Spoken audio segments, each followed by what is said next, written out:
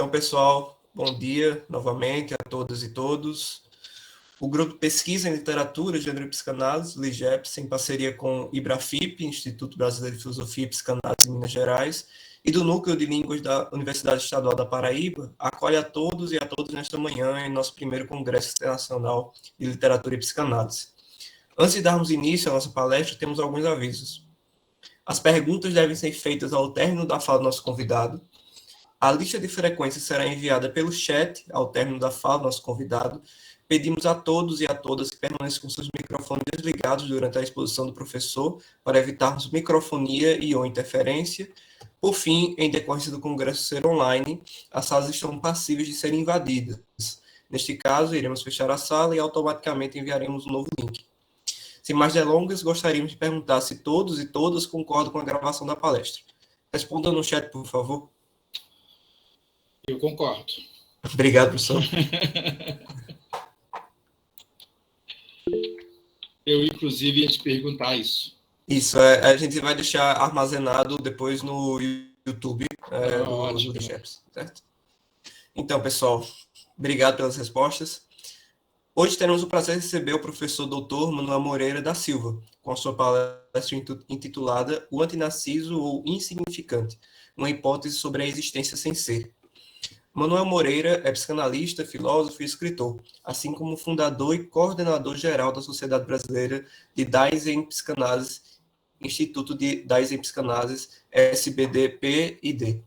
Analista de dados, supervisor e docente, mantém vínculo com a Sociedade Psicanalítica do Paraná e a International Federation of Psychoanalytic Societies.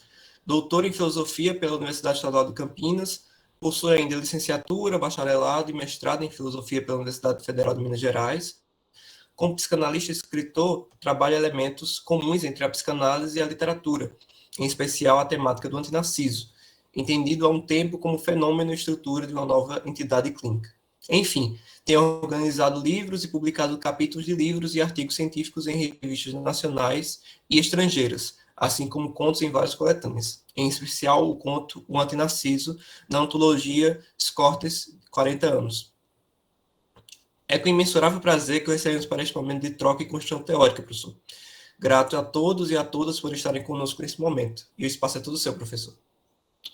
Matheus, eu que agradeço, muito feliz, tá, pessoal? Não sei se vocês é a segunda vez que estão aqui para me ouvir, mas acredito que muitos estavam... Foi no ano passado, Matheus? Foi, isso, né? Professor, foi no ano passado o congresso sobre o Comal. Isso. Né? Você apresentou um mini curso e uma palestra. Isso. Então, eu vou pressupor que a maioria esteve naquele evento, que foi belíssimo, maravilhoso, mas eu vou fazer um resumo para quem não esteve. Então, o que eu vou apresentar aqui, inclusive, Matheus, vocês já sabem, mas eu vou repetir para todo mundo. Eu fiz questão de apresentar esse texto para vocês como um presente, como gratidão pela acolhida muito interessante, muito legal no ano passado. Claro, temos que lembrar do professor Hermano, nós conhecemos em função do evento, não sei se o professor Hermano está presente, mas organizando o evento, provavelmente está fazendo várias coisas ao mesmo tempo. Então, agradeço muito ao professor Hermano, ao Matheus, a todo o pessoal do grupo de pesquisa e da universidade, e fiz questão de apresentar esse texto como um presente. Por que como um presente? Porque esse texto, a primeira versão dele, foi em inglês, que é uma versão que ainda é inédita.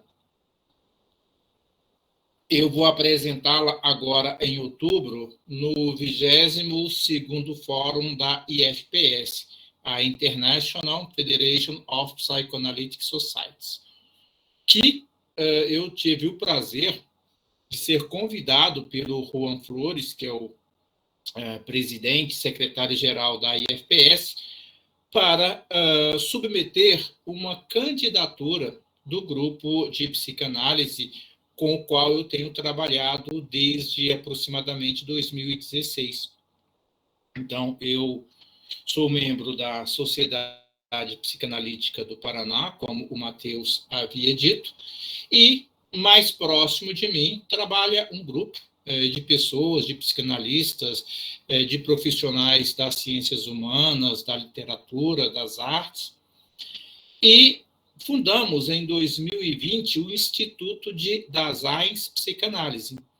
Esse instituto pensa e pratica a psicanálise a partir dos fundamentos freudianos, assumindo como característica fundamental da psicanálise do nosso tempo a dimensão Daseins analítica, ou seja, a dimensão que concebe o ser humano como um ser global, como um ser integral.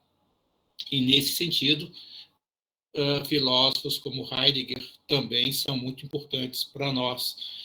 Psicanalistas como Alice Rose Kunz também, além, claro, de Binswanger, que foi o fundador da Daseins Análise e pensava a Daseins Análise como uma orientação da psicanálise.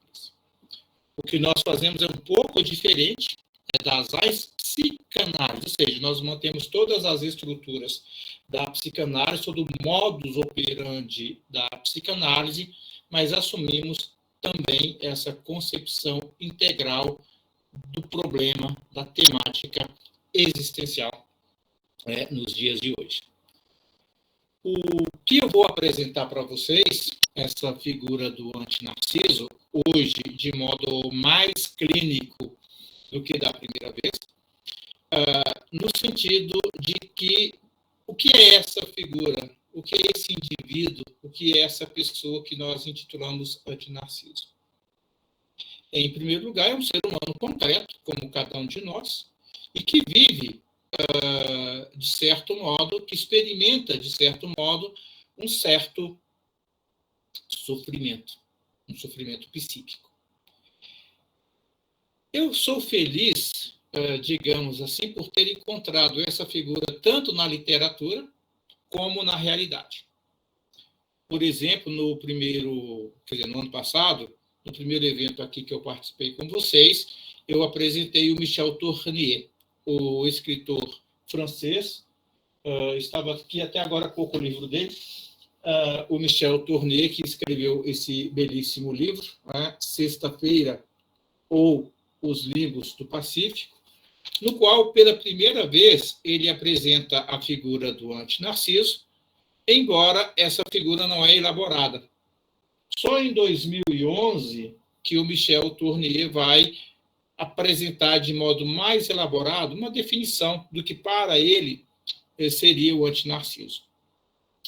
Pois bem, mas essa figura também nós encontramos no nosso dia a dia, na clínica psicanalítica. E eu encontrei uma pessoa assim, na verdade mais de uma, mas uma pessoa em especial que eu fiz um estudo e estou publicando esse material agora.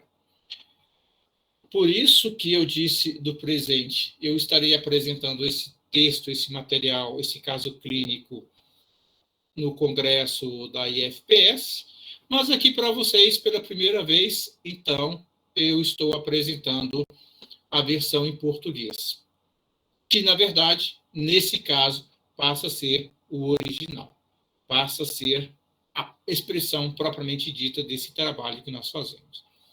O texto em inglês foi escrito primeiro em função de tempo para poder entregar. Mas esse texto que eu vou apresentar agora, podemos dizer assim, é o ponto crucial desse trabalho. Contudo, como eu havia dito, essa figura do antinarciso também está presente na literatura. E eu gostaria, nessa apresentação de hoje, o Matheus leu as regrinhas do evento, mas eu gostaria de pedir permissão a ele, primeiramente, viu, Matheus, para quebrar pelo menos uma dessas regras. Para mim, é interessante que vocês intervenham, mesmo durante a minha fala, tá? Como é uma fala um pouco longa, nós temos aqui, segundo me foi informado pelo Matheus, de agora, 9 horas até às 11h30, então é um tempo bastante longo. Então, eu vou passo a passo, eu vou bem devagar no texto com vocês, Eu não vou fazer uma palestra corrida, então eu vou entremear na minha fala processos de leitura do texto, propriamente dito, e algumas exemplificações que nós temos desse texto, desse material. Então, fiquem à vontade para levantar a mãozinha, para fazer perguntas. Eu só não poderei abrir o espaço completo para todo mundo falar durante a minha fala, mas, dependendo do tempo, eu vou abrir para vocês falarem sim. Pelo menos a cada tópico que eu apresentar, eu abro um pouco para 2 ou 3 perguntas rápidas e, no final, aí sim, a gente faz um debate, faz a discussão mais aprofundada. Tá legal? Pode ser, Matheus? Sim, professor, com certeza. Então, ótimo. Vamos lá, eu acho que agora, depois de um tempo, eu já aprendi a usar o Meet, né? Então, eu já vou fazer aqui o compartilhamento com vocês. Oi. Eu acho que não está indo. Ah, Matheus, diz que eu não tenho permissão para compartilhar tela. Isso, professor, vou ativar agora. É porque a gente Ok. faz isso para evitar Não, sem invasão. problema. Pronto, professor. Perfeito, vamos lá. Eu vou compartilhar a tela inteira, porque eu vou ficar mexendo para lá e para cá, tá? Então, fiquem à vontade também para ver aí as entranhas dessa questão do antinarciso. Ao mesmo tempo, quando a fala tiver mais, digamos, intensa, eu vou tirar o compartilhamento para que a gente possa se ver melhor. Inclusive, fiquem à vontade para abrir as câmeras quando estiverem falando, tá?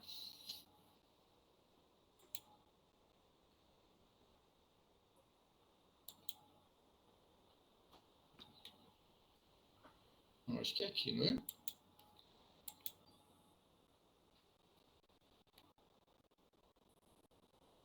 Ou vocês me digam se está aparecendo aí o material.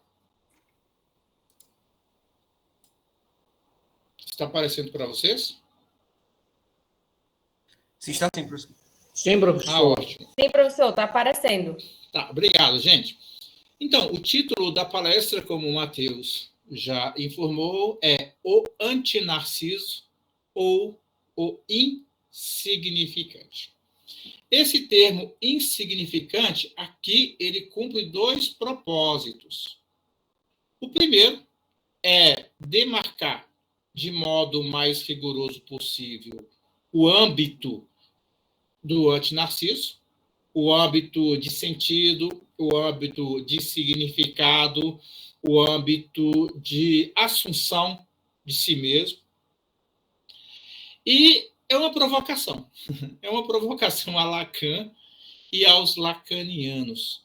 O Lacan dizia, e a concepção de significante dele é fundamental para a psicanálise e também para esse trabalho, que o significante é aquilo que representa um sujeito ou algo, não para outro sujeito, mas para outro significante.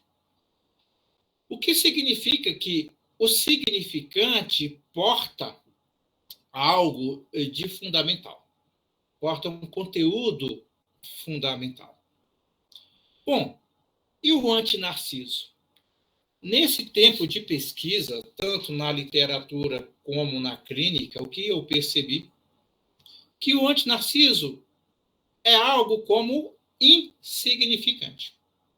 Tanto no sentido de que, olhando para si mesmo, esse indivíduo, essa pessoa, não vê sentido, não vê significado, ela não consegue ter uma definição de si mesma no sentido de uma aprovação de si, ainda que ela não se coloque no campo de uma destruição de si mesma, de uma destruição do seu ego.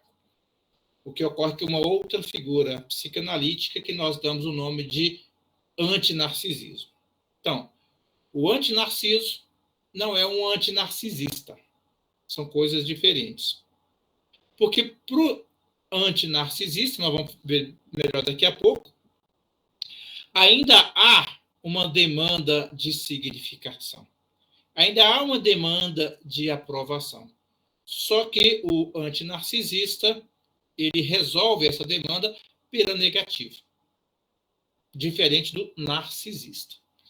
Mas nós não falaremos nem do narcisista, nem do antinarcisista aqui, mas apenas do antinarciso. Essa figura, portanto, implica que falemos de algo sobre a existência sem ser. Ou seja, uma existência sem aquele conteúdo que faz com que ela se mostre afirmativa. Em que essa existência, portanto, se realize na sua plenitude como tal. O nosso texto tem praticamente duas partes, uma introdução e uma conclusão. 4 partes. Eu irei ler o texto e irei comentar esse texto. Tá? São 10 páginas de texto, então nós temos tempo suficiente para isso, inclusive para perguntas de vocês durante a leitura. Então fiquem à vontade. Este artigo tem como objetivo introduzir o antinarciso e a pulsão primária na psicanálise, respectivamente como hipótese psicopatológica e como hipótese metapsicológica. Como hipótese psicopatológica, nós estamos observando a questão clínica, o problema do sofrimento psíquico desses indivíduos que se intitulam antinarcisos. E aqui nós temos, além do Michel Tournier, nós temos, por exemplo, o brasileiro, onde que está o textinho dele, o autor brasileiro Ciro dos Anjos, que daqui a pouco eu falarei para vocês dele, o Maurice Blanchot, o escritor francês.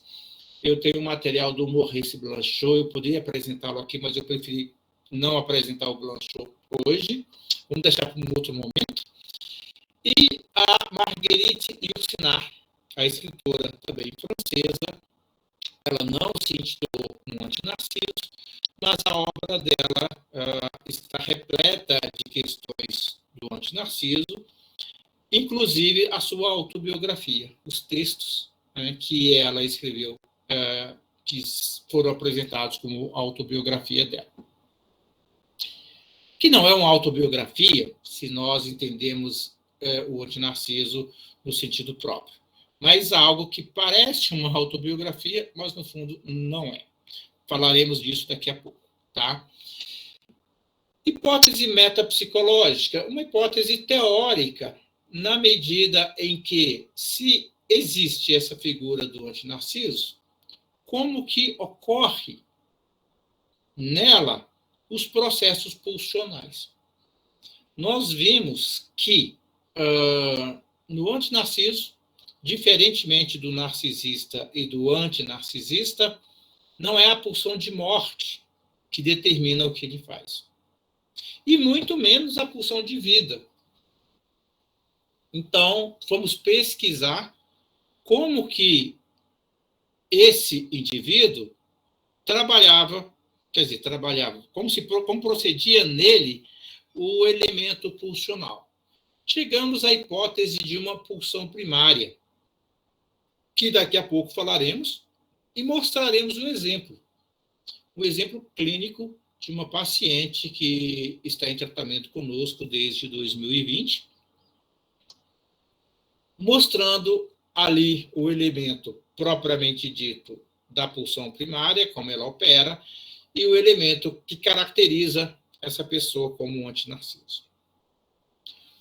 Em vista disso, o nosso artigo, o nosso trabalho, pretende contribuir para o esclarecimento do problema da fratura da identidade pessoal e da questão das relações de objeto versus pulsão. Aqui é algo mais técnico da psicanálise, a gente não vai aprofundar aqui. Há toda uma discussão, desde que Freud escreveu Introdução ao Narcisismo, sobre o lugar da pulsão e o lugar do narcisismo na psicanálise. Posteriormente, veio à tona a noção de relações de objeto. Então, o nosso texto, na medida que ele trata do problema da fratura da identidade pessoal, de uma quebra da identidade íntima do indivíduo, no fundo, podemos dizer que o antinarciso se caracteriza por essa fratura da identidade pessoal. Isso determina todo o processo a seguir da formação da personalidade.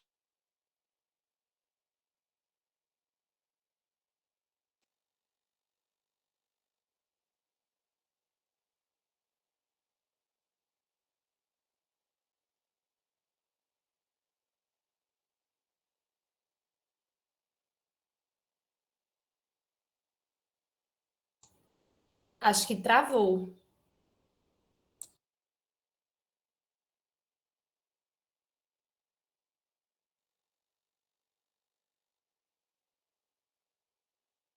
Vou falar aqui com ele, pessoal. Ver aqui se ele responde pelo WhatsApp. Qualquer coisa.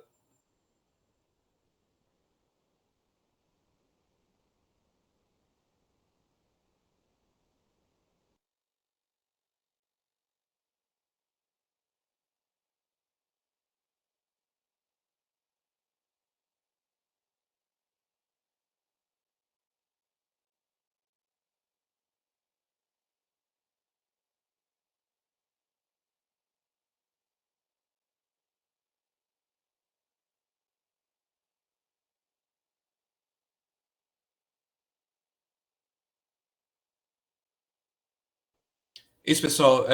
Ele disse que deu um pequeno problema na energia da casa dele, mas já retornou. Aí está entrando novamente.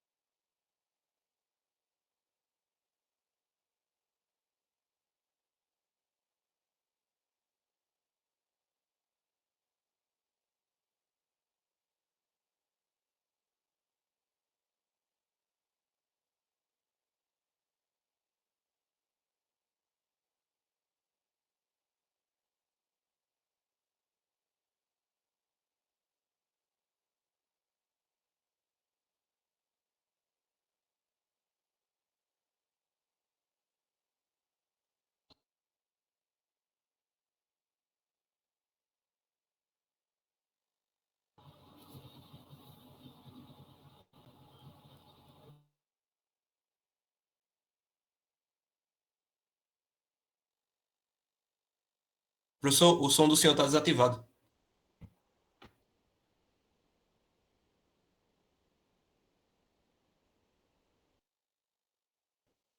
Professor?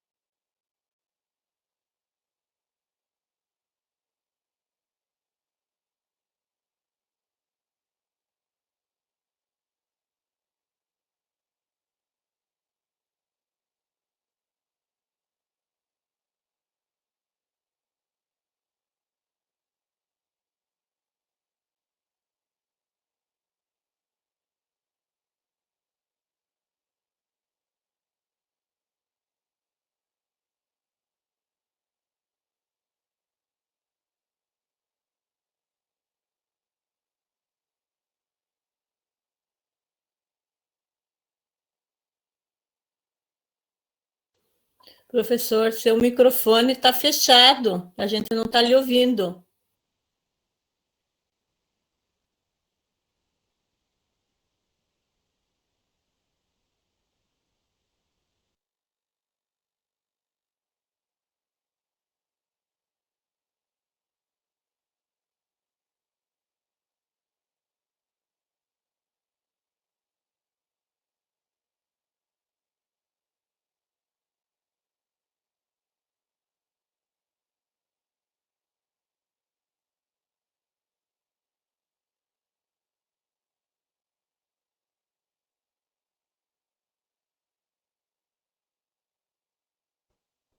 Professor, o senhor nos escuta? É que o som do senhor tá desativado, o som.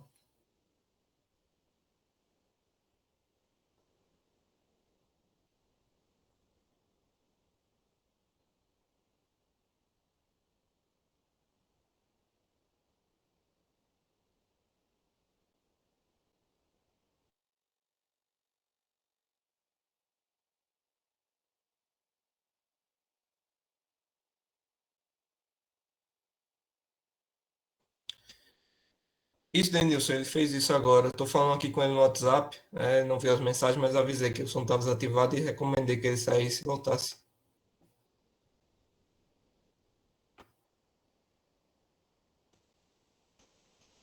Eu ia sugerir isso, né? Que muitas das vezes, porque é você que adiciona, né?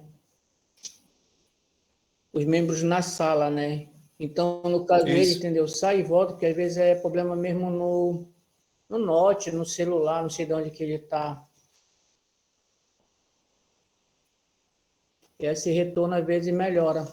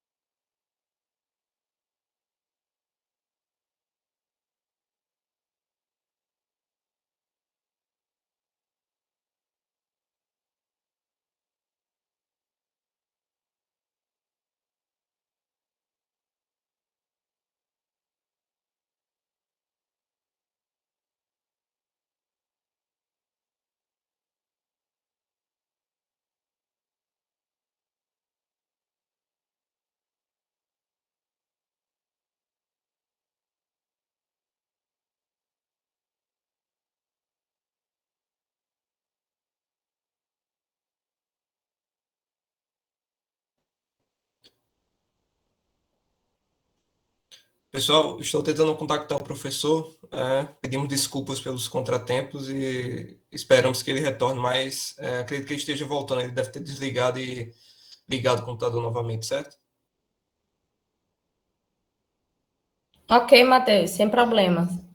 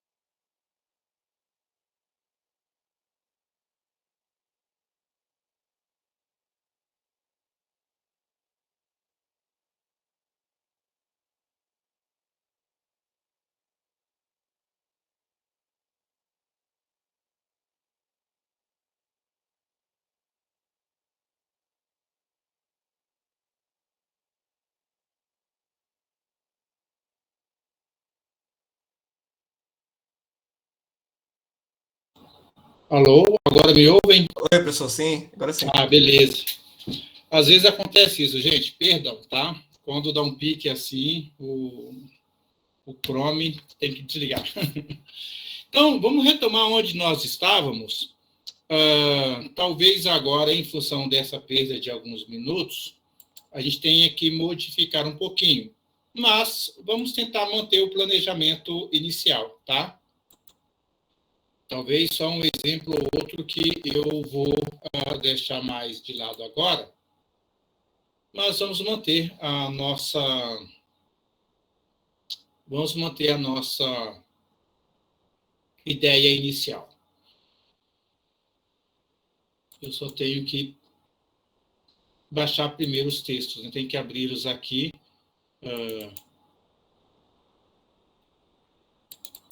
Porque quando fecha, eles também fecham todos.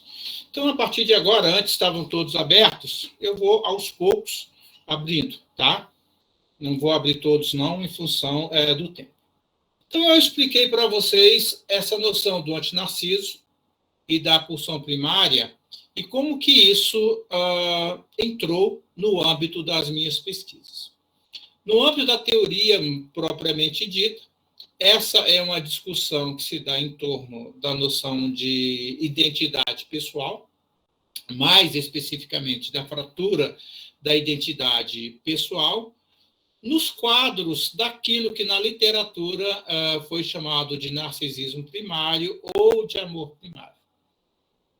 Mas quem fala de fratura da identidade pessoal é só um lacaniano, o Jacques Alain Miller, e a partir dessa noção de fratura da identidade pessoal que ele trabalha, que eu também assumi esse aspecto e comecei a ver que ali tinha algo a mais do que o Jacques Alain Miller falava.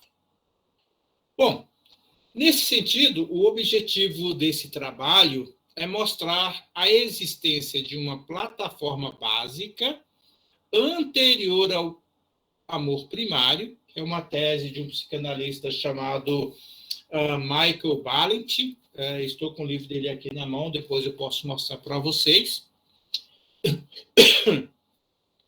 E o narcisismo primário, que já é algo que está presente em Freud.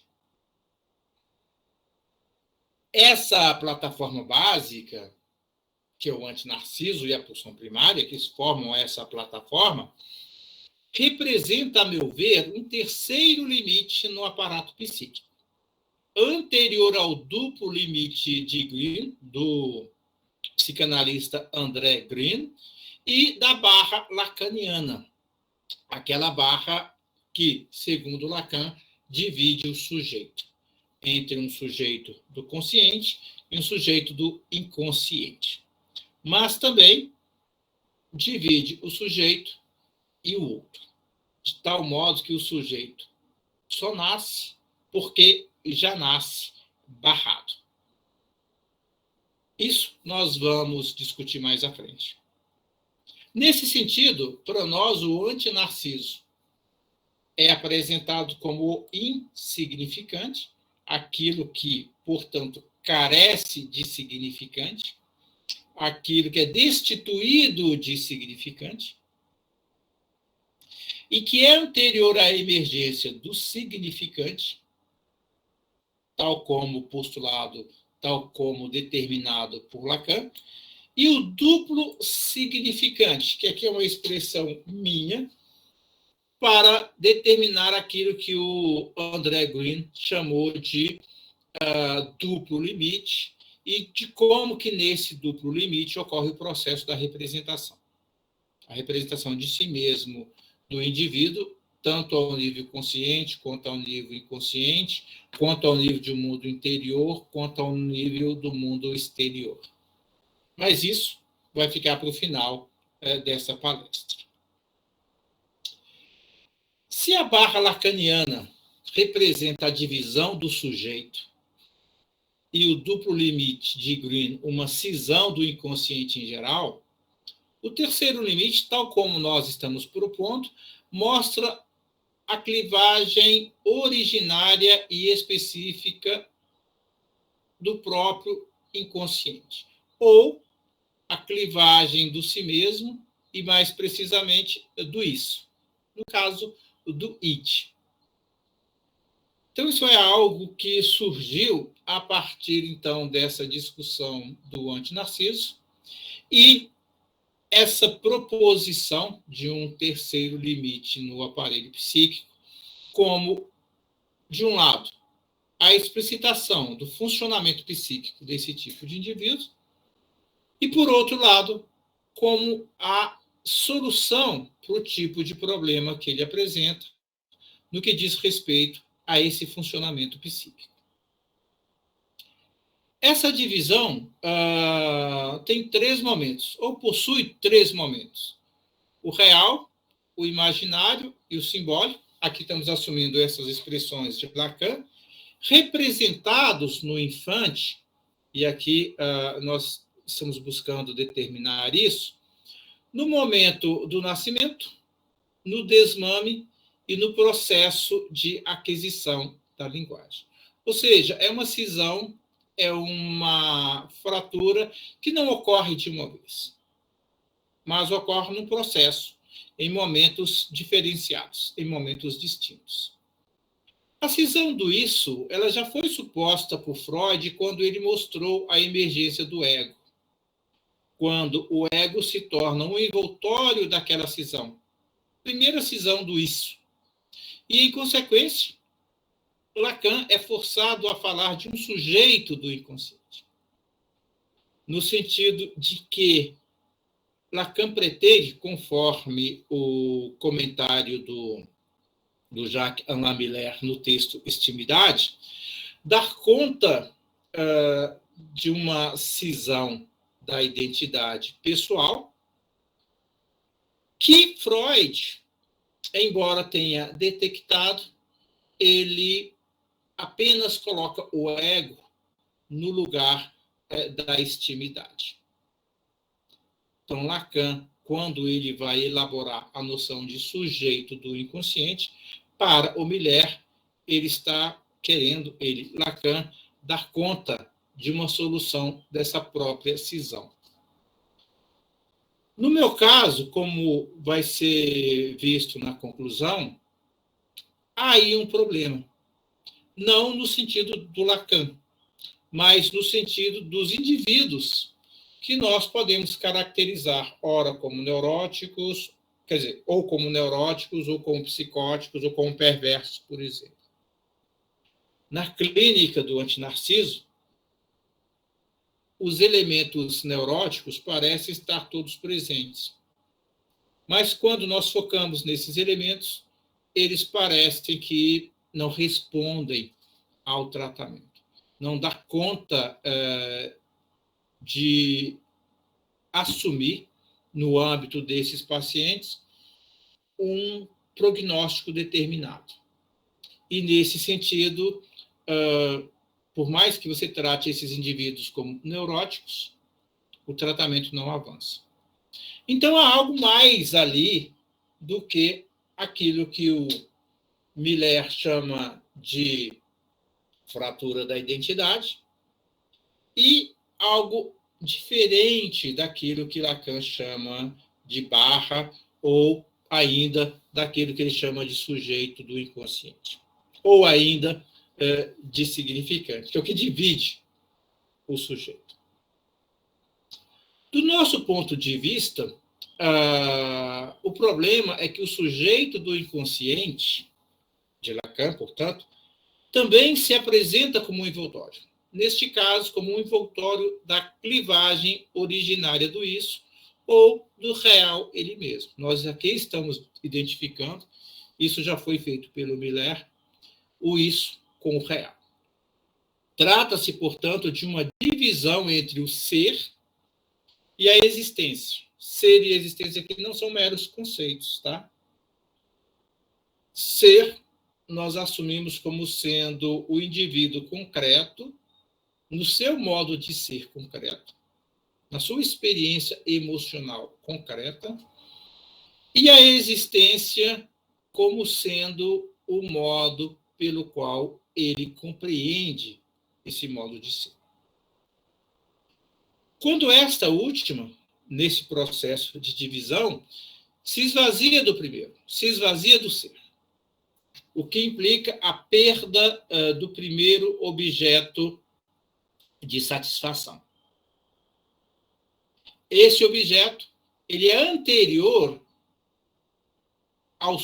essa perda, na verdade, é anterior ao tornar-se objeto disso que nós chamamos objeto de satisfação, o primeiro objeto de satisfação. Por isso que, muitas vezes, quando nós estamos na clínica desenvolvendo um tratamento, nós olhamos para uma pessoa, compreendemos aquela pessoa como se fosse um neurótico, uma neurótica, mas, no fundo, há algo ali que faz com que essa neurose seja apenas uma superfície. Por isso, o algo mais que eu havia falado antes. E, nesse sentido, algo que ocorre antes mesmo que esse objeto de satisfação, que esse primeiro objeto de satisfação se coloque como objeto. Portanto, antes do seu tornar-se objeto, ou ainda de sua separação do sujeito. Antes do nascimento desse sujeito como sujeito. Lacan diz que o sujeito nasce no campo do outro, mas ele nasce assujeitado a esse outro. Então, a tarefa, o trabalho da análise é que esse sujeito saia desse campo do outro. Portanto, que ele afirme-se a si mesmo. Portanto, para que ele se afirme a si mesmo, ele tem que fazer todo um processo de negação desse outro. Todo um processo de afirmação de si mesmo. Bom, como que isso é possível no caso do antinarciso, cuja fratura é anterior a esse tornar-se sujeito? É o que nós vamos ver daqui a pouquinho. Por isso, a pulsão que aqui nós apresentamos, ela pode ser designada como a busca pelo primeiro objeto de satisfação perdido.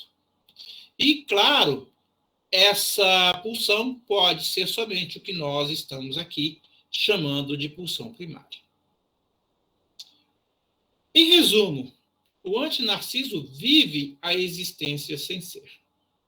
Ele é o insignificante para ele mesmo, ou seja, o significante que nada representa para outro significante. Consequentemente, ele foge de sua própria imagem, porque permanece em conflito com a permanência afetiva de si mesmo, por um lado, e sua deriva no outro, por outro lado. É o que nós pretendemos tratar aqui com vocês. Mas antes, apesar da nossa queda de energia aqui, eu acho que dá tempo de fazer uma exemplificação.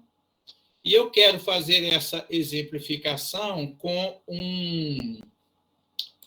um brasileiro, tá? O material dele não está em PDF, que é o Ciro dos Anjos. O Ciro dos Anjos, acredito eu que todos aqui, ou a maioria de todos os presentes aqui, ele foi um escritor brasileiro, especificamente mineiro, e escreveu algumas obras muito interessantes. Uma delas, o amanuense Belmiro, e outra, a Menina do Sobrado. Nesses dois livros, que conforme estudos posteriores,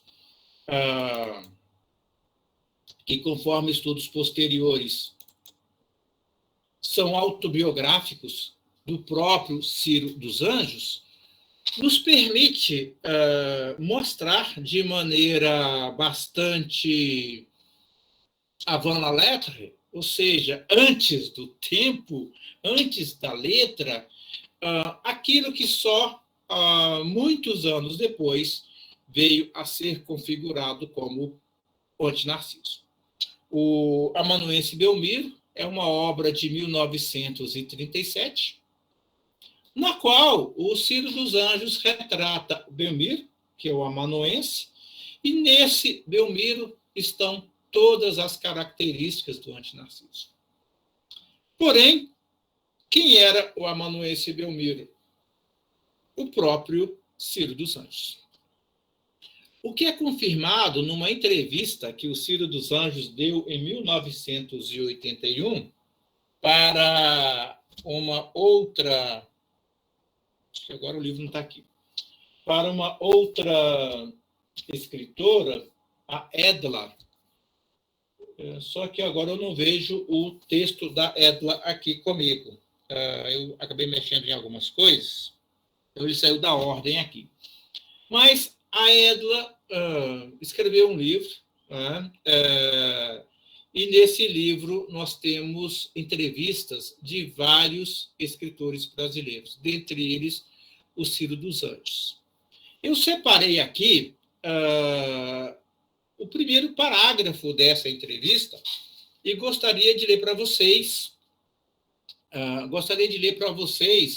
E a partir dela eu também gostaria de mostrar algumas características essenciais do antinarciso, para que vocês também não fiquem nas nuvens. O que esse cara está falando de antinarciso? Não estou entendendo nada. Então, algumas características aqui e também uma certa expansão dessas características que eu fiz numa das aulas que eu ministrei essa semana sobre o assunto. Então, vamos ao texto da Edla, quer dizer, ao texto da Edla e o do Ciro dos Anjos. Não vamos falar de sua infância e juventude, Ciro.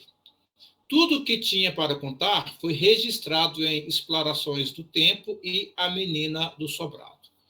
Explorações do Tempo é um material que depois vai ser chamado de O Amanuense Belmiro. Que tal conversarmos sobre o ato de escrever? Mas antes, peço-lhe que trace, em poucas palavras, um perfil de Ciro dos Anjos.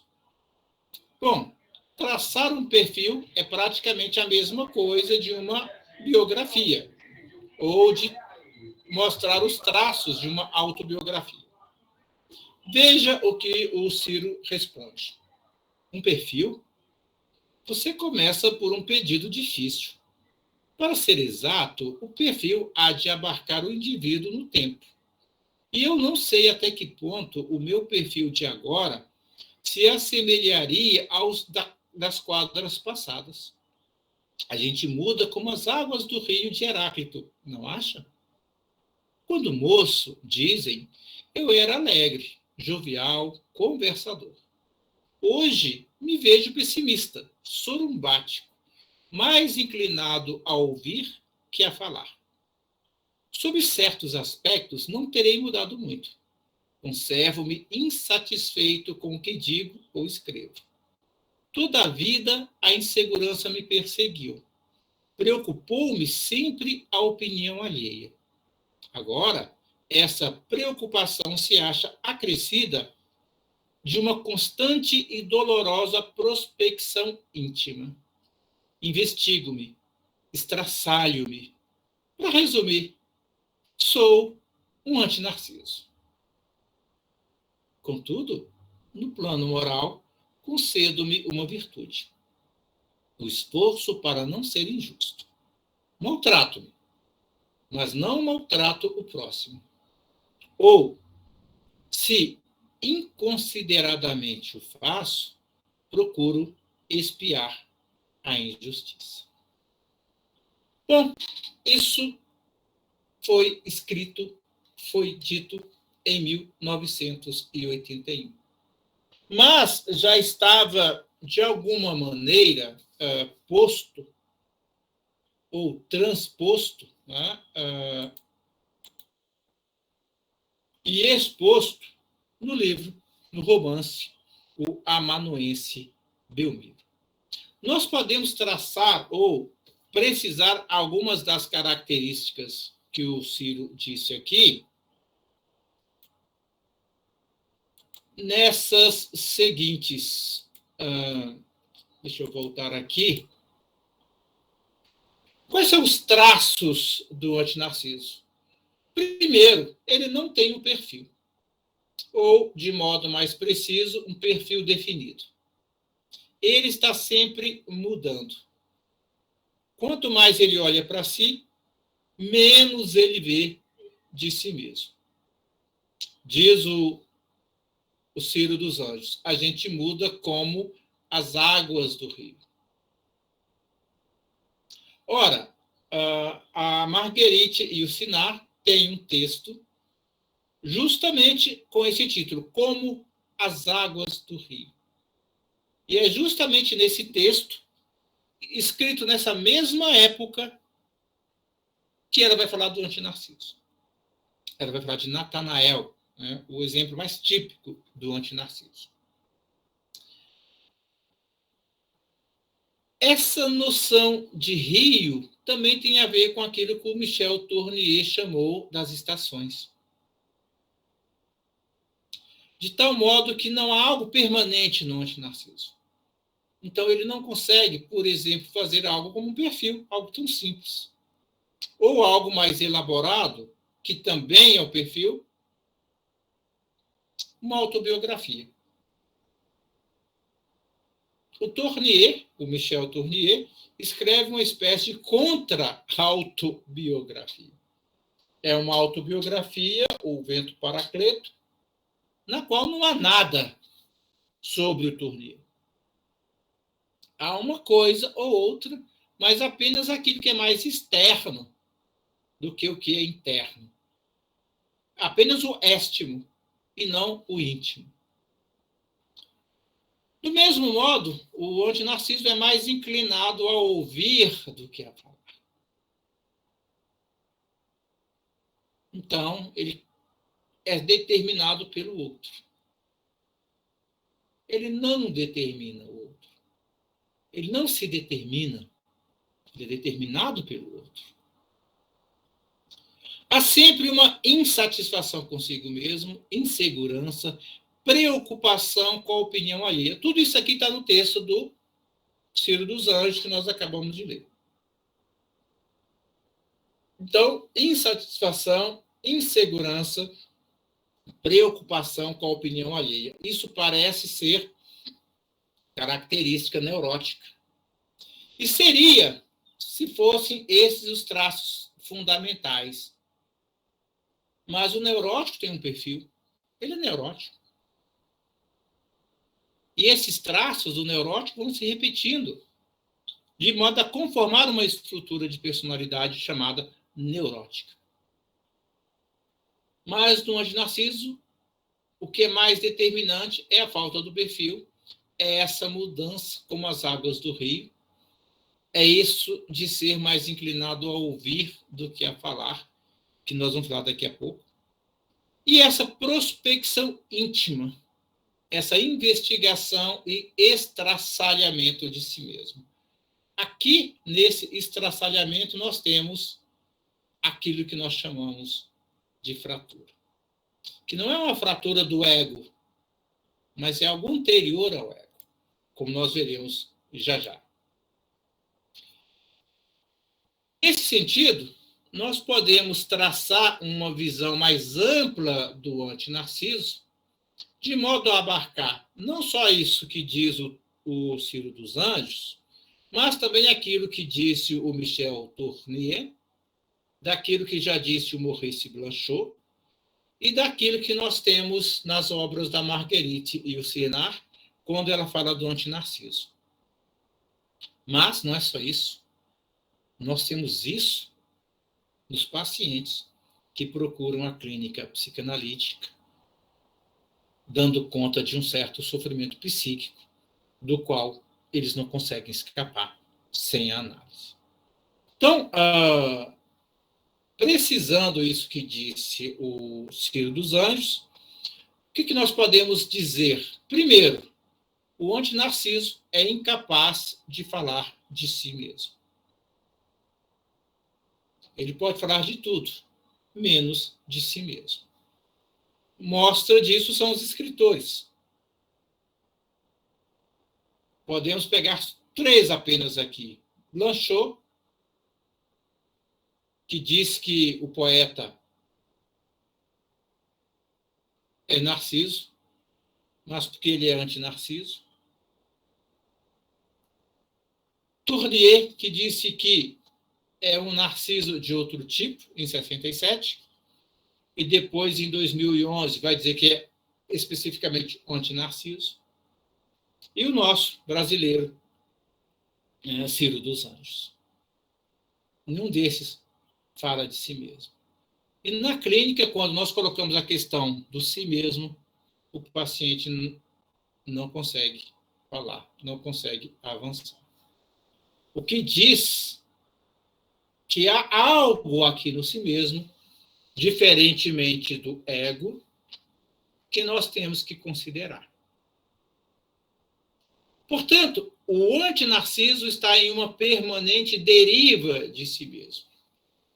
Ele não consegue manter um sentimento de si mesmo estável. E porque ele não consegue manter esse sentimento de si mesmo estável, ele não consegue conformar um ego igualmente estável. Então, a cisão, que podemos dizer desse si mesmo, acompanha o movimento da sua personalidade. Uma característica fundamental no antinarciso é a extimidade. O que importa é o que vem do outro. Há uma permanente crítica da intimidade. O antinarciso é, antes de tudo, um éstimo, e não o íntimo de si mesmo.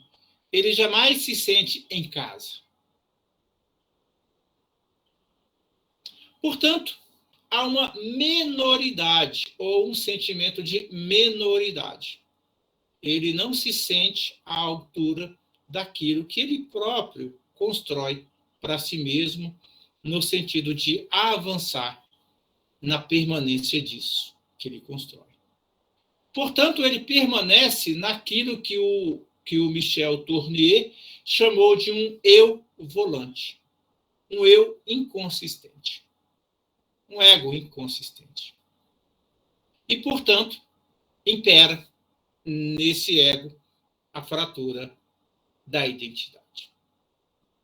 Então, para aqueles que ainda não sabiam do que estava se tratando aqui, é disso que nós estamos tratando. Esse é o antinarciso. Tá bem? Antes de voltar para o texto, alguém teria alguma pergunta, alguma questão? Eu só tenho que saber como que eu volto aqui para... Pode falar. Professor, eu tenho uma indagação. Quando você falou da menoridade, eu pensei no Kant. Immanuel Kant. Teria como essa noção, entendeu? Essa aproximação, menoridade, maioridade? Denilson, inclusive eu cito Kant, tá? Aí eu não sei o que é melhor eu responder ou o próprio Kant responder. Mas eu tenho aqui, eu vou ler uma nota de um texto do Kant que eu usei nesse trabalho, dizendo justamente isso. Mas eu vou deixar para daqui a pouco, pode ser? O que o Kant diz da menoridade? É aquela incapacidade do indivíduo fazer uso da razão por si mesmo. Outro tem que falar por ele. É mais ou menos esse o caso do antinarciso. Qual que é a diferença com Kant, Denilson e colegas? É que no caso do Kant, a menoridade é do intelecto. É uma menoridade da própria razão. Aqui é uma menoridade emocional. Não há um desenvolvimento emocional suficiente para que esse antinarciso amadureça nesse âmbito do sentimento de si. Mas quando chegar lá, eu leio a nota também, aí se você ainda tiver mais alguma questão, fique à vontade para colocar, tá bem? Mais alguma, pessoal? Temos tempo para mais uma. Bom, se não, eu volto à apresentação, mas fique à vontade para fazer as questões, tá? Então, vamos retomar ao texto de onde paramos. A hipótese clínica do antinarciso e a pulsão primária. A hipótese do antinarciso emerge do contexto da clínica das neuroses, mais especificamente da dificuldade com pacientes que apresentam queixa de falha no triunfo. Este é o caso de Gabriela, que é a paciente que eu tratei, paciente em análise desde junho de 2020, inicialmente tratada a partir da teoria das neuroses, mas sem melhorias significativas. Uma mudança substancial ocorreu após a introdução da hipótese em questão. Aqui, o nome Gabriela é um nome fictício, tá? Para preservar a identidade da pessoa e também o caráter privado do seu tratamento. Mas veja, essa hipótese, o próprio Freud já havia, de algum modo, ventilado, quando ele fala de dificuldades semelhantes no tratamento de neuróticos. Só que, no caso de Freud, essas dificuldades permaneceram sem solução. O exemplo mais típico disso é o caso da Lady Macbeth, do livro Macbeth, do Shakespeare. Freud faz um estudo sobre a Lady Macbeth, mas chega a uma certa altura, ele desiste daquele caso e relata isso como se fosse insolúvel. Esse caso da Lady Macbeth e outros dizem respeito ou concernem aqueles que, no dizer de Freud, são destruídos pelo sucesso. A pessoa avança, a pessoa tem um certo, como que eu posso dizer, uma conquista, mas no âmbito dessa conquista ocorre algo e ela se decepciona. Então, é o que nós chamaríamos de destruídos pelo sucesso. O que ocorre com a Lady Macbeth? Ela e seu marido, o Lord Macbeth, tomam o reino da Escócia, é isso, não é?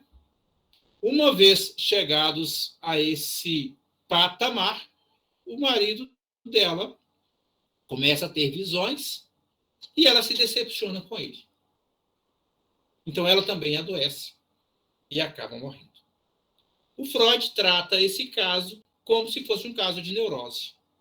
Depois, Harold Bloom e outros tentaram retomar essas discussões, mas não avançaram para além disso.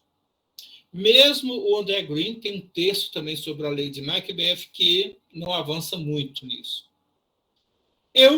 No primeiro estudo que eu fiz, eu estudei esse caso e avancei ali a hipótese do antinarciso. E justamente a partir disso, do caso da Lady Macbeth, que foi em 2020 que eu fiz isso. Não, já foi no ano passado, já foi 2021 também. Que eu cheguei às conclusões a que eu cheguei agora. Como que, nesse e em outros casos, nós poderíamos solucionar esse problema daquelas pessoas que fracassam no sucesso ou que são destruídos pelo sucesso? Em um primeiro momento, eu segui, no caso Gabriela, o mesmo caminho de Freud. Como eu disse, não deu muito resultado. Posteriormente, eu trabalhei a partir da teoria das não neuroses do Green, o que também não deu muito resultado. Foi interessante porque eu trabalhei com uma outra pessoa ao mesmo tempo, e essa outra pessoa se mostrou um antinarcisista. E, nesse caso, a tese do Green deu certo, portanto. O que provava que a Gabriela, a paciente antinarciso, não era antinarcisista. Nesse sentido, um antinarcisista vai ser aquela pessoa que tem uma decepção que é infligida pelo ideal do ego, uma certa imagem que essa pessoa forma de si mesmo no sentido daquilo que ela quer almejar, portanto, o objeto de realização, mas uma vez que ela alcança esse objeto a decepciona. É algo parecido que ocorre com o antinarciso, mas não nesse sentido. Não é uma decepção infligida ao ideal do ego pelo objeto. Depois nós veremos melhor, tá? Como que funciona. Como isso também não funcionou, eu parti para a hipótese do antinarciso, aí fazendo, como se diz, uma carreira solo. Ora, na clínica psicanalítica, o antinarciso, como eu já disse antes, representa uma fratura originária, a saber, a fratura da identidade pessoal, íntima, no nível da formação da função do si mesmo. O Lacan falou da formação da função do eu, da formação do G, do sujeito do inconsciente. Mas hoje, nós podemos dizer que há algo mais fundamental que a função do si mesmo, que não é algo que se dá primeiramente em um plano simbólico, mas se dá no plano dos afetos, se dá no plano das emoções, portanto, se dá no plano ontológico, se dá no plano das nossas experiências emocionais consigo mesmos. Então, é nesse âmbito da formação da função do si mesmo que implica, ou melhor, que pressupõe um desenvolvimento emocional, um amadurecimento emocional determinado para que esse si mesmo possa se manter estável. E só ele se mantendo estável é possível avançar na formação de um ego. Na formação de um ego igualmente estável, não fragmentado, portanto, unificado. A ruptura da identidade neste nível, do si mesmo, implica o não reconhecimento do si mesmo e, assim, a apresentação do si mesmo como um outro. Aqueles que leem... Obrigado. Aqueles que lerem... agora esqueci o nome do autor. Perdão. Aqueles que leem que escreveu o si mesmo como outro, já vem, tá? Sabem do que eu estou falando. No antinarciso, o outro é mais permanente que o si mesmo. É como se ele não conseguisse fazer aquilo que Lacan indicou. Ou seja, ele não consegue sair do campo do outro. Ele está sempre no campo do outro. Ora, mas como o campo do outro é o campo da alteridade, o que vai acontecer com o antinarciso? Alteridade. Por isso que a imagem que ele faz de si é como se fosse as águas, como se fossem as águas de um rio. Por isso ele está sempre em mudança. Ora, o antinarciso, nesse sentido, é a expressão clínica da fratura, de uma fratura precoce, portanto, já que é antes do ego, da identidade pessoal. É antes dessa identidade se constituir, ocorre essa fratura. E essa fratura ocorre em todos nós, em todos os seres humanos. Nenhum ser humano dela escapa. Porém, nós podemos trabalhá-la. Nós podemos, de algum modo, estabilizá-la. E nós podemos até, em certo sentido, cicatrizá-la, curá-la. Essa é uma fratura que, como tal, se mostra anterior ao processo de constituição da estrutura básica da personalidade. E, desse modo, à formação do G lacaniano, ou seja, do eu como sujeito do inconsciente. E aqui, mais propriamente, eu digo do inconsciente reprimido. que é basicamente o inconsciente do qual o Lacan está falando. Mas também daquilo que Bollard, o Christopher Bollard, chamou de self-state, que aqui, na falta de uma tradução melhor, eu chamei de estado de si. Ou seja, para que se forme um G, um sujeito do inconsciente, tem que haver um estado de si. O si tem que ser estável. Ok? Em vista disso, tal fratura se mostra igualmente anterior à problemática narcisista e antinarcisista. Claro está, pessoal, que tudo isso ocorre no plano do inconsciente, tá bem? Quando isso vem para o consciente, vem na forma de sintoma. Como fenômeno e estrutura na clínica psicanalítica, o antinarciso difere do antinarcisismo, no sentido de Passion, francês, e Bollard, além de que também difere do narcisismo de morte do Green. Porque, ao contrário destes, o antinarciso, como sujeito, existe apenas em função do reconhecimento do outro e não intenta nenhuma destruição do si mesmo. Do seu si mesmo. Se o narcisismo e o antinarcisismo, ou ainda o narcisismo de morte, são fenômenos relacionados aos estados do self, ou às formações do ego, aqui estados do self pode ser do si, tá? Narciso e antinarciso são um fenômeno do si mesmo. Assim, este fenômeno refere-se a uma coisa diferente daquela a que se refere o ego. Aqui, o ego é uma mera palavra, ou uma representação para descrever uma existência individual. O chamado eu mesmo. Se o ego é uma instância do ou para o pensamento, ou seja, um sujeito pensante, o si mesmo é uma instância mais profunda. Ele é um suporte, um hipokeimeno, como diziam os gregos, para e o suporte das emoções, assim como dos afetos e sentimentos, especialmente do sentimento de si.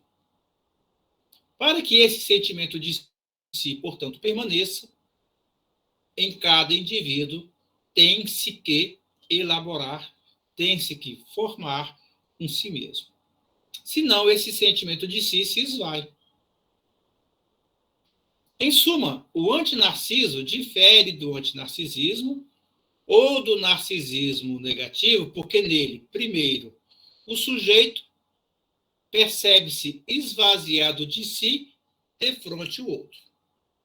O sujeito não se sente, digamos assim, ou se sente menor, ou se sente vazio. Seu ego só existe em função do reconhecimento do outro, ou seja, é um ego flotante, é um ego flutuante, é um ego esvaziado. No eu volante, como diz o Tournier. 3, ele não intenta nenhuma destruição do si mesmo. Ele quer esse si mesmo, mas ele não consegue a permanência desse si mesmo. É diferente do antinarcisista. Nesse sentido, 4, o ego se deixa levar pelo mar de eventos iniciados pelo outro. Portanto, se deixa levar pelo rio. Como se, de certa forma, se fundisse com esse outro. Portanto, se deixasse levar pela alteridade. Ou como aquela música do Paulinho da Viola, né? Vida leva eu. Deixa a vida me levar, vida leva eu. O antinarciso é bem isso. Tá? Isso porque, nele mesmo, para completar, o sujeito tem o ego e o si mesmo cindidos dentro de si. Justamente porque o si mesmo já está cindido, o ego também vai estar cindido. Nesse sentido, se o antinarcisismo ocorre na esfera do ego e se mostra especificamente como a destruição deste, o fenômeno do antinarciso ocorre na esfera do si mesmo. Finalmente, se o antinarcisismo está sob a pulsão de morte, porque ele quer destruir o próprio ego, O antinarciso está sob a pulsão primária. Mas o que é isso? O que nós estamos chamando de pulsão primária? Essa pulsão primária eu chamo de religância do ser, assumida como correlato do fenômeno do antinarciso. Nesse sentido, essa pulsão primária é a pulsão do ser um. Por isso, o antinarciso está sempre em busca de identidade. A identidade dele é cindida, mas ele busca a identidade. Ele não é contra a identidade que ele tem, como, por exemplo, o antinarcisista. O antinarcisista quer destruir a sua identidade, a sua imagem de si mesmo. O antinarciso não tem isso. Ele busca uma identidade. Mas quando ele chega nessa identidade, ele se depara diante do espelho. E aí ele foge. Aí ele perde essa identidade. Como religância ao ser, ou do ser, a pulsão primária é aqui. Algumas características. Primeiro, a memória de uma totalidade perdida. Melhor, de uma unidade anterior ao indivíduo como indivíduo. Portanto, o que nós chamaríamos de uno todo, ou todo uno que ele era antes de seu surgimento como indivíduo. Portanto, antes de nascer. Antes de se tornar múltiplo. 2. A atividade de retorno ou para retornar à unidade originária, sem fratura ou fragmentação. Que, embora nós vejamos o indivíduo como algo uno, ele não é uno, ele é múltiplo. Ele já saiu de uma cisão. O nascimento é uma cisão. O nascimento já é uma fratura. Por isso é um trauma.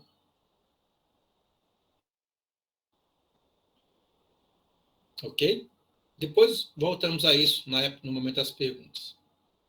Este é o estado de origem da plena satisfação e da integração plena antes do surgimento da libido e do ego. Surgimento da libido aqui, claro, antes do surgimento do ego. A religância, portanto, é a busca dessa unidade e desse estado. Por isso, ela tem a forma de identidade, ou a forma da identidade pessoal e do destino individual. O indivíduo está sempre nessa busca.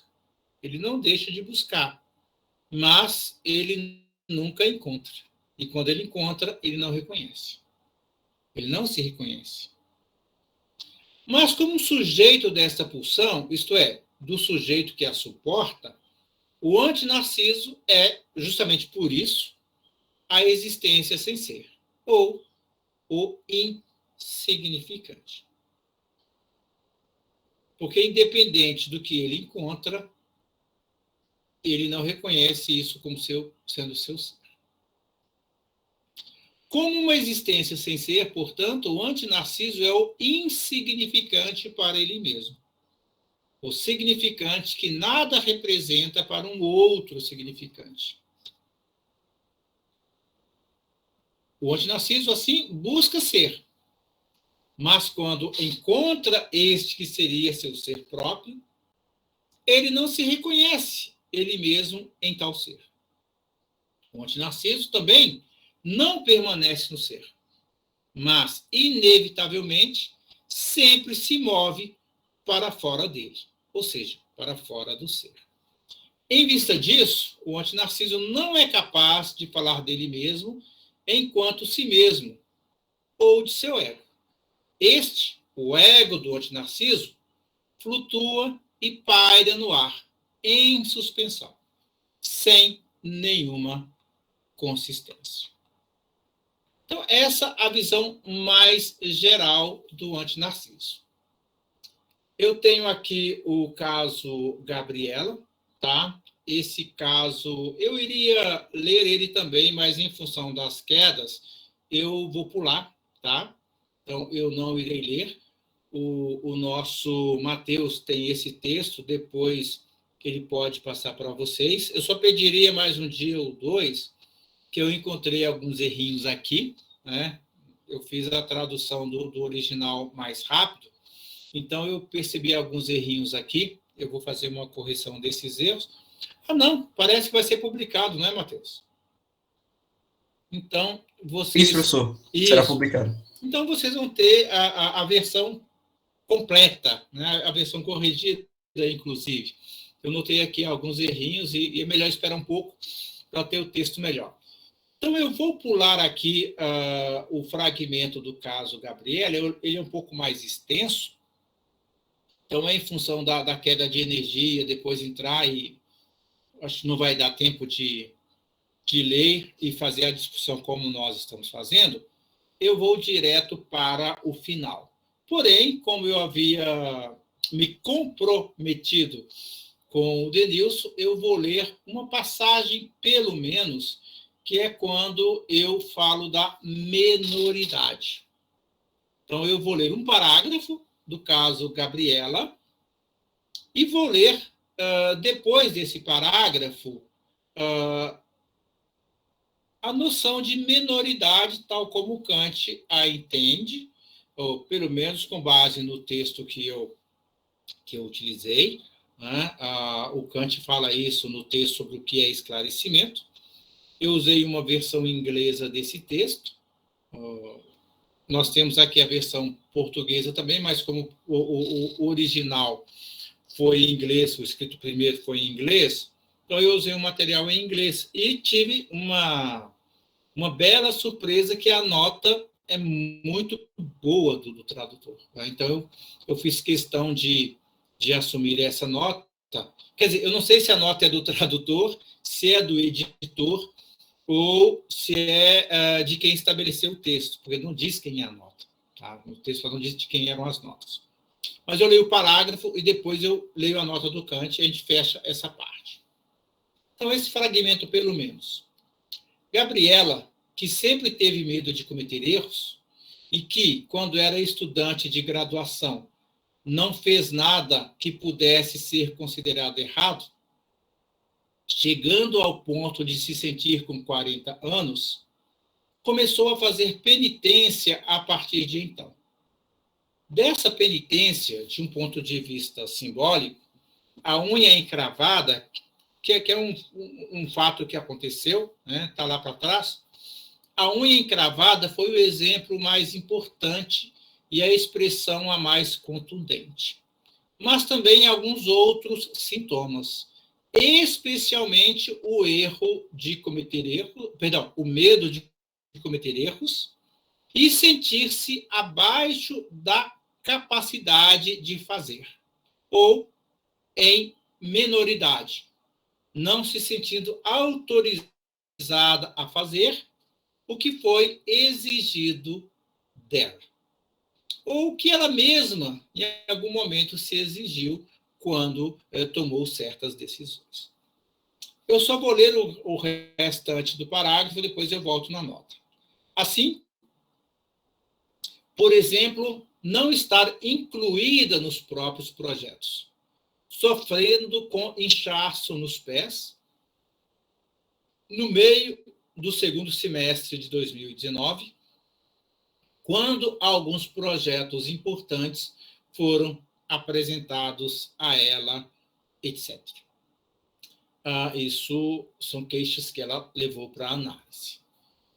Isso ocorreu em 2019, ela começou a análise em 2020. Mais embaixo, eu continuo falando, ela fala do eu, tá? Ela diz, eu é uma palavra estranha para mim, está no automático, sinto-a distante de mim. Antes da análise, eu não me perguntava quem sou eu. Isso é algo recente. Ora, aí eu perguntando, né, no texto, se eu é uma palavra estranha para mim, então eu é uma palavra que designa necessariamente um outro, o estranho, que não eu mesmo. Ou, em outros termos, ego não designa o não ego, o das Krankheit do Freud, o eu doente. Ou seja, o isso nos termos do Miller. E, portanto, o ego e o não ego não podem ser identificados em um e mesmo indivíduo. Porque ela separou, né? O eu se esvaziou e esse não ego, o isso, foi projetado fora. Caso em que, no indivíduo, é produzido um hiato, uma fratura, uma falha básica, extrapolando aqui o sentido de Valent desse termo, que não é senão uma cisão do próprio isso, da qual, então, emerge o ego, quando, enfim, o ego é necessariamente um outro e, portanto, não ego. Ou ainda, no caso específico do antinarciso, o ego é não ego. O si mesmo é um outro. Dessa forma, concluindo com a analisante, a palavra eu está no automático, ou seja, no inconsciente reprimido. Melhor, no inconsciente encravado, que vamos falar daqui a pouco. E, portanto, precisamente por causa disso, nas palavras de Gabriela, sinto-a distante de mim. A palavra eu. Neste caso, em acréscimo do analista, como algo que não me diz respeito. Ou seja, como algo que não diz respeito ao ego imaginário ou ao sujeito das pulsões parciais. Esse ego, que, segundo Valent, Freud queria colocar no lugar do isso, para tapar a fratura do isso. E, assim, para retornar a Miller, cobrir a fratura produzida no interior daquilo. Em rigor, no dizer de Tournier, para a gente fechar com Tournier, é claro, do objeto do qual o ego foi pura e simplesmente expelido, ou de cuja fratura resultara. Então, isso é algo bastante, como é que eu poderia dizer, impactante para essas pessoas. E por isso, na medida que não tem essa estabilidade do ego, e muito menos a do si mesmo, que para nós aqui é mais importante, há o sentimento de minoridade. Quer dizer, não havendo o sentimento de si, ou esse sentimento de si sendo instável, o que ocorre? O sentimento de minoridade. Vamos ler, então, a minoridade para responder à pergunta do Denilson, e se ficar mais alguma dúvida, fiquem à vontade para colocar questões. A minoridade foi retratada por Kant como a minoridade da razão ainda não esclarecida. Portanto, a minoridade do si que ainda não se sabe. Kant definiu o esclarecimento como, abre aspas, emancipação do ser humano de sua imaturidade auto-incorrida. Isto é, naquela imaturidade que ele mesmo incorre. A incapacidade de fazer uso do próprio intelecto sem a direção de um outro. Então, isso é a definição de Kant para a imaturidade, para a menoridade. Agora, veja esse termo imaturidade. De onde que ele vem?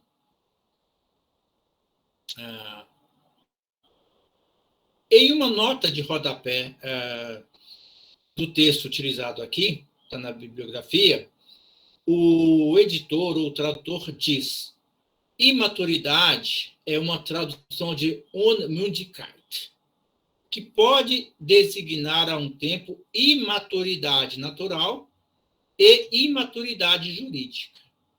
Mund significa boca, e uma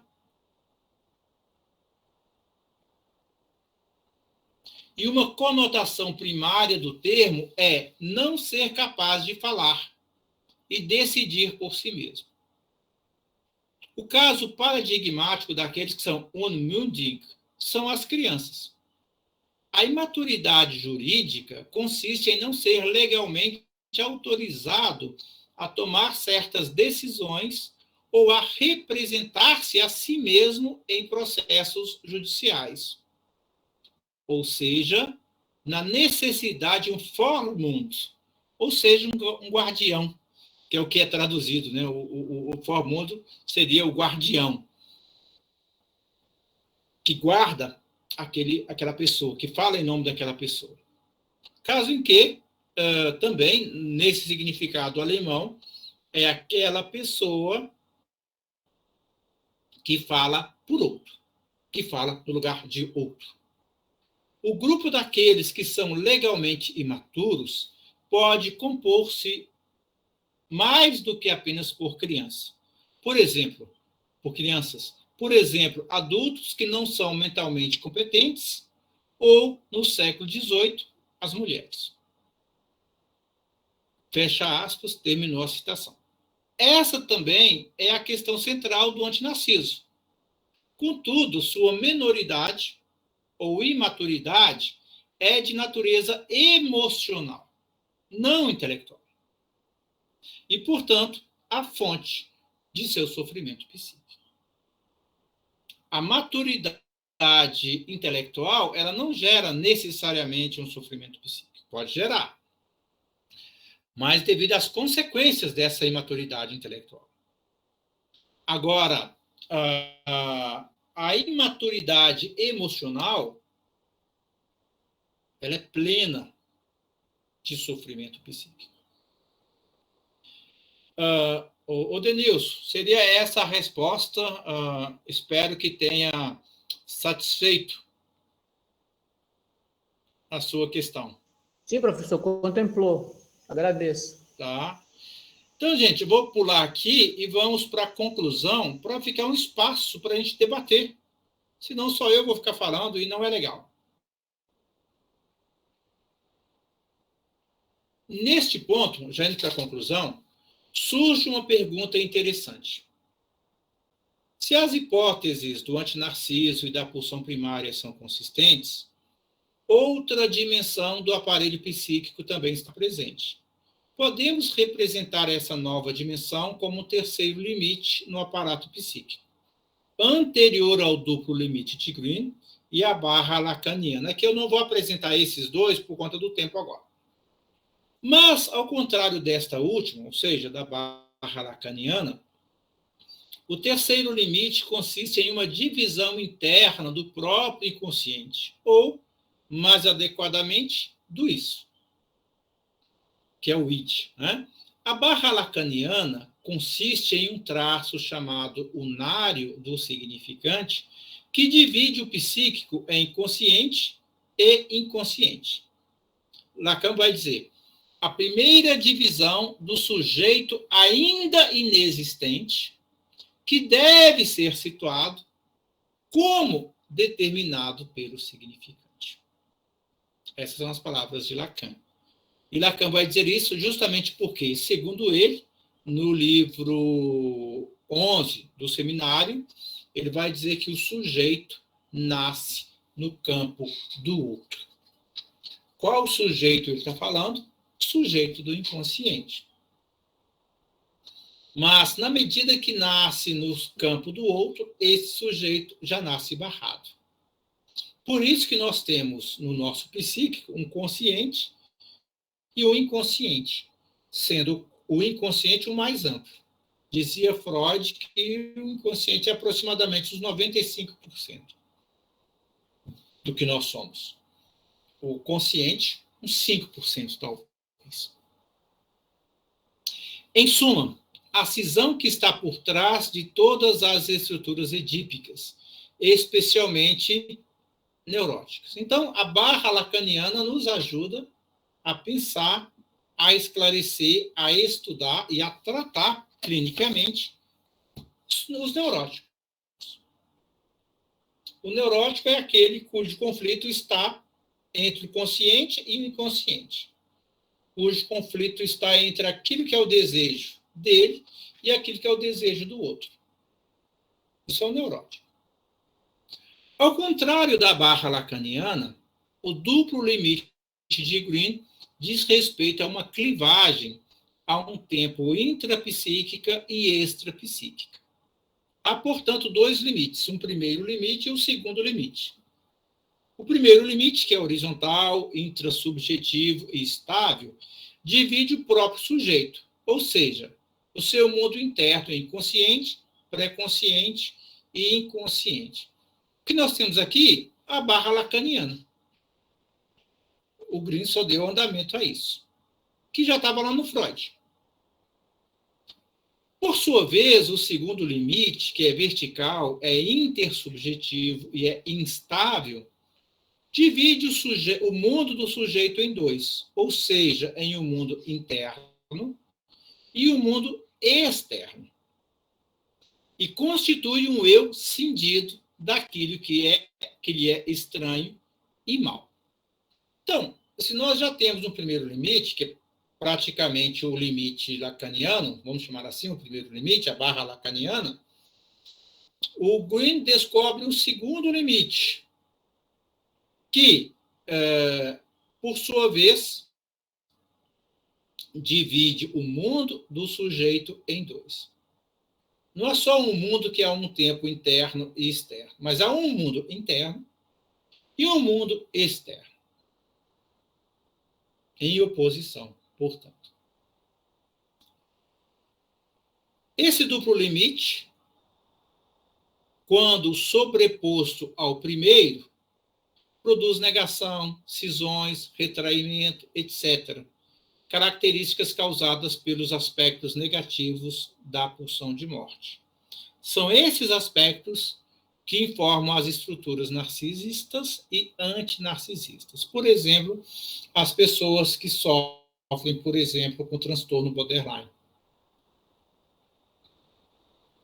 O Green escreveu isso justamente no âmbito do tratamento de borderlines. O que ocorre no âmbito borderline? Existe uma relação intersubjetiva, quer dizer, entre sujeitos, entre indivíduos, que é completamente instável. E por que ela é instável? Porque aquele sujeito dito borderline, no seu aparato psíquico, tem esse segundo limite, que separa o eu daquele que é estranho e mal para ele, que ele quer negar, que ele quer jogar fora, do qual ele quer fugir. Isso é transposto, é sobreposto naquele primeiro limite, que divide consciente e inconsciente. Então, esse indivíduo vai oscilar. E claro que vai oscilar, todo dia, toda hora, todo instante. O que propõe o Green? É separar e precisar esses dois limites. Então, haverá um campo de estabilidade na qual o borderline pode se desenvolver emocionalmente. Isso é uma das perspectivas do tratamento psicanalítico do borderline, por exemplo. Para concluirmos, vamos falar do terceiro limite. Ele pode ser também determinado no aparato psíquico. Esse limite, o terceiro, ele é produzido pela fratura originária do inconsciente desde o momento do nascimento até a aparição ou aquisição da linguagem. Quando, no espírito de Melanie Klein, o inconsciente do infante, da criança que ainda não adquiriu a fala ou que está adquirindo fala, é separado do inconsciente da mãe. Conforme a intensidade dessa ocorrência, a cisão assim produzida pode levar à formação de um si mesmo inconsistente e, portanto, incapaz de sustentar um si dividido. Portanto, um si que é ao mesmo tempo consciente e inconsciente. Uma vez que o próprio inconsciente já está originariamente cindido. Assim como o duplo limite pode se sobrepor ao primeiro, no caso de pacientes narcisistas ou antinarcisistas, o terceiro limite também pode se sobrepor ao primeiro. Como o terceiro limite consiste basicamente na divisão do ideal do ego e do superego, não apenas na oposição, mas na cisão deles, ou antes, na cisão do si mesmo e do outro, quando eles se sobrepõem ao primeiro limite, o ideal do ego e o superego começam a operar sem sinergia e sem oposição, mas numa situação tal que um acaba cancelando, anulando as conquistas do outro. Isso resulta no sentimento de solidão e na incapacidade de estar só. Bem como, perdão aí pelo barulho aqui, bem como no sentimento de abandono afetivo e na dependência emocional, além de desamparo, insegurança, etc. Principalmente no esvaziamento do si mesmo e na assimilação do si por um outro. Isso implica, portanto, a ignorância do si sobre ele mesmo e o desaparecimento ou a dissimulação do si mesmo, do ser próprio, que o sustenta no oceano do outro. Então, ao invés de repelir o outro, por exemplo, como faz o borderline, quando esse outro o desagrada, o frustra, e também, ao invés de abraçar, de querer esse outro, de sufocar esse outro, como também faz o borderline quando ele quer esse outro, o antinarciso, ele está sempre nessa dimensão de uma relação com o outro, na qual ele se deixa levar por esse outro, mas não é um outro determinado, como no caso do borderline. É esse outro que é o outro do simbólico, o outro da linguagem, o outro desse âmbito que pode constituir para ele, para o antinarciso, algo como uma identidade.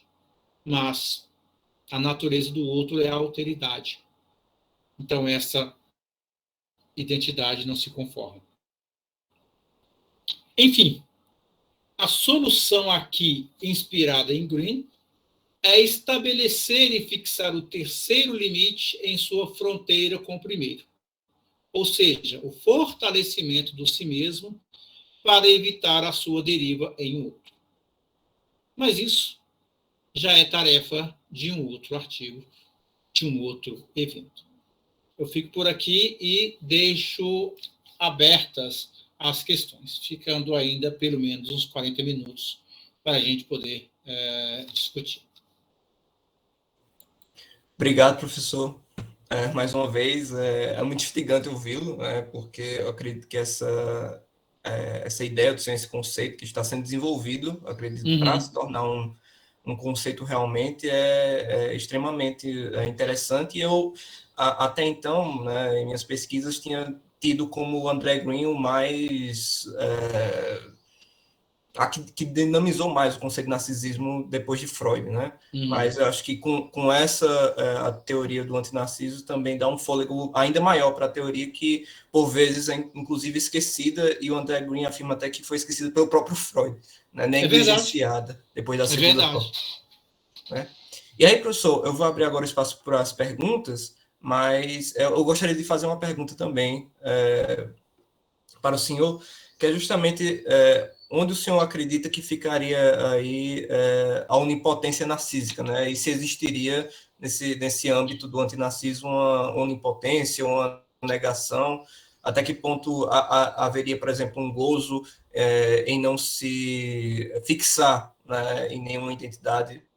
Seria nesse ponto a minha pergunta. Eu vou te dar um exemplo, então, já que nós estamos no Congresso de Literatura, vou dar um exemplo da literatura. Você vai me dizer depois, igual do Nilson, se vai satisfazer ou não a sua questão. O Michel Tournier tem um livro, me perdoem, gente, agora eu não estou lembrando o título, mas é sobre as máscaras. Ele fala muito de máscara, né? Ele era um fotógrafo, e também ele era fotógrafo, além de escritor, e nas suas obras vem muita coisa de fotografia e também coisas relacionadas à máscara, a noção de máscara, em relação às pessoas, máscaras de fato, máscaras daquilo que a pessoa acaba assumindo. E nesse livro, o interessante é que ele foi na Índia, Não sei se foi só passear ou se foi participar de algo na Índia. E ele se encantou pela Índia. Num dia, ele estava lá fazendo uma viagem com aquelas pessoas, com aqueles táxis na Índia, né? Então, era o condutor desse táxi, estava lá conversando com ele, e ele perguntou a esse condutor, eu acho que esse é esse guia, eu acho que é um guia, não é o táxi, é um guia, qual seria o lugar do escritor na cultura indiana. O guia ficou todo sem jeito para falar. Ele falou, olha, senhor Tournier, um escritor aqui, ele está na menor das castas. Na casta mais ínfima. Porque ele é considerado um trabalhador manual.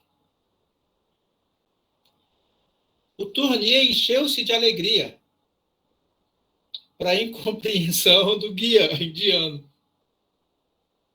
Por quê? Diz o Tournier depois. Para ele é uma alegria estar nesse âmbito, que é o da maioria da população indiana, e não de uma casta que tem lá, não sei, 500 pessoas, 30 pessoas, não sei como é que é. Mas isso traduz bem esse sentimento de minoridade, que nesse caso do Tournier, ele conseguiu elaborar de tal modo que permanece como uma virtude.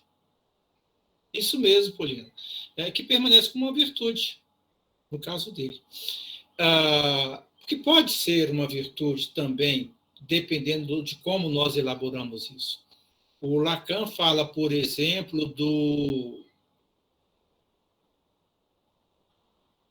por isso que eu chamo de antinarciso. Esqueci o nome da pessoa agora. Ander. Mas eu já volto a falar. Tá? Eu já volto a falar. Aí, nesse caso, o que pode haver ali? Eu lembro aqui do caso do James Joyce. Diz o Lacan que o Joyce ele desenvolve algo que ele, Lacan, vai chamar de identificação ao sintoma. Então, o Joyce tinha vários problemas psíquicos, nunca quis ir no psiquiatra, nunca quis ir no psicanalista, nunca fez análise, mas com a sua obra, digamos, ele se cura. É o que diz Lacan, de certo modo. Me parece, aqui já respondendo o nosso Ander, que é outro, me permita, Ander, essa pequena brincadeira. Me parece que ocorre o mesmo com o Tournier. Tournier é um antinarciso, mas é um antinarciso que, se ele não foi analisado, o processo pelo qual ele desenvolveu as suas obras o permitiu identificar-se ao sintoma. Então, Ander, não é um narcisismo, isso, não é um narcisismo, mas, ao mesmo tempo, é um antinarciso que se curou. No sentido, e aqui eu faço também essa apropriação ao Lacan, na medida que ele se identificou ao sintoma. Então, não é uma onipotência, mas o inverso dessa onipotência. Mas é o inverso tal que ele não sofre mais com aquilo. E me parece que eu respondo a você e, ao mesmo tempo, ao Ander. Vai de vocês agora se isso foi satisfatório ou não. Sim, professor, compreendi mais, né? Eu entendi a relação com minoridade, né? Agora, entendi, professor. E, pessoal, agora também, além do Ander, né, gostaria de convidar todos para fazer perguntas ou mesmo considerações, né, acerca Fique à vontade, gente. Da fala do professor. Como eu digo, eu gosto de provocar quando eu estou dirigindo. Então, me provoquem, fiquem à vontade. Faça igual o Anderson fez agora.